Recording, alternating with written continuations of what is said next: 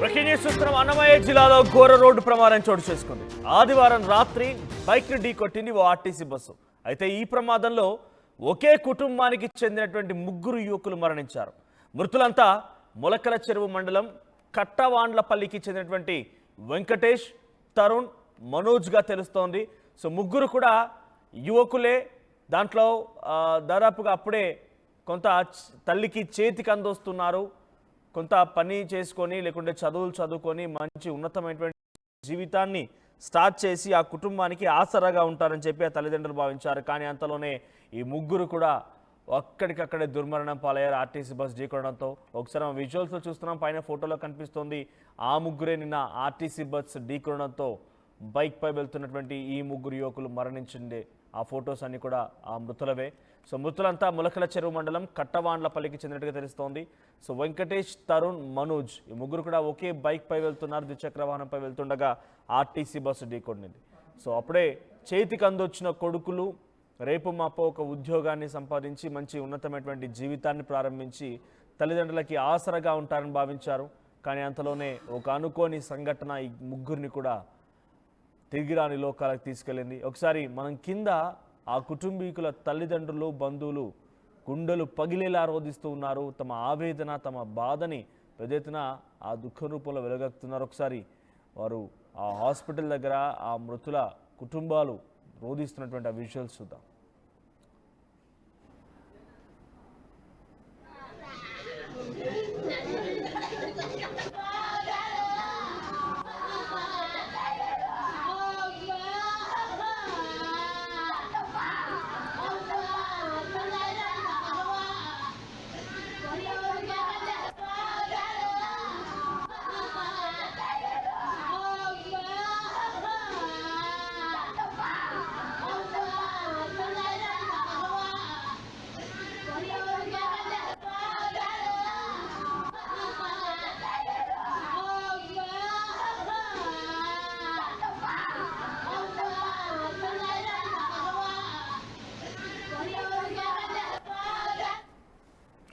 దీనికి సంబంధించి మరిన్ని అప్డేట్స్ మా ప్రతినిధి సురేష్ సిద్ధంగా ఉన్నారు.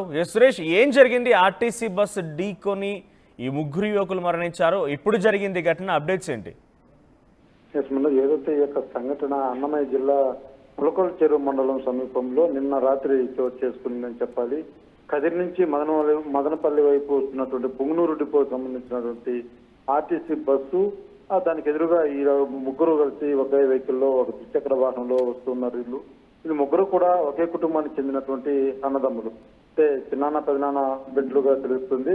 అయితే ఒకసారిగా ఆర్టీసీ బస్సు ఏదైతే వస్తుందో దానికి వీరు వెళ్ళి మదుపు తప్పి బస్సు పైన పడ్డారా, లేకపోతే బస్సు ఢీకొనిందన్న కోణంలో మాత్రం పోలీసులు దర్యాప్తు చేపట్టారని చెప్పాలి. అయితే వీళ్ళు 3 కూడా ఒకే ద్విచక్ర వాహనంలో ప్రయాణిస్తున్నట్టుగా తెలుస్తుంది.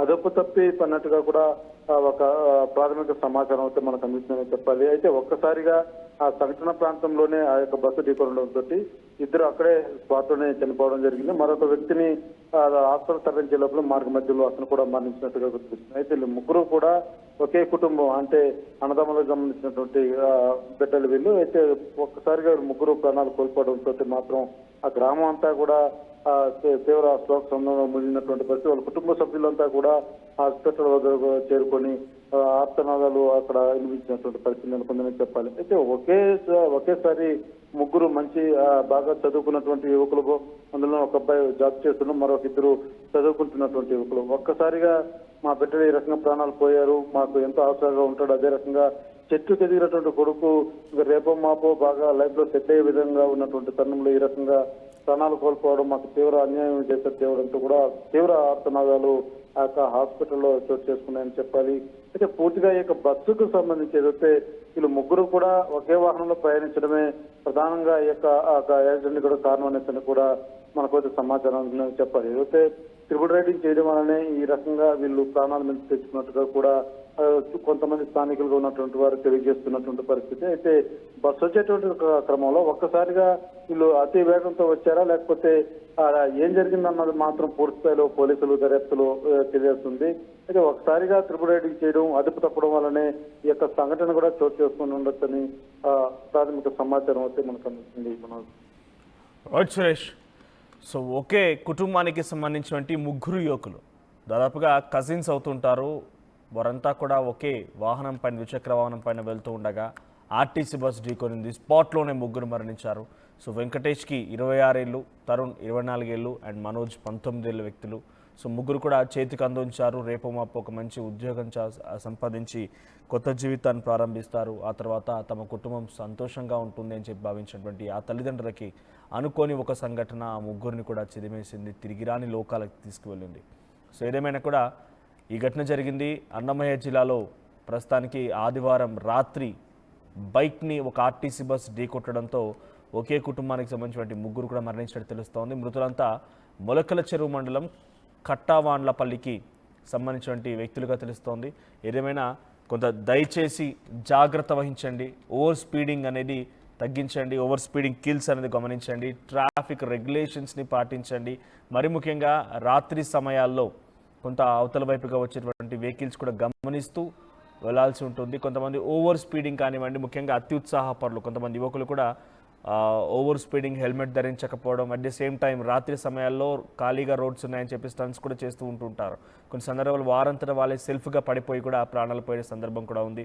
సో ఇక్కడ ఒక ఆర్టీసీ బస్ ఢీకొనడంతో ఈ ముగ్గురు యువకులు మరణించారు.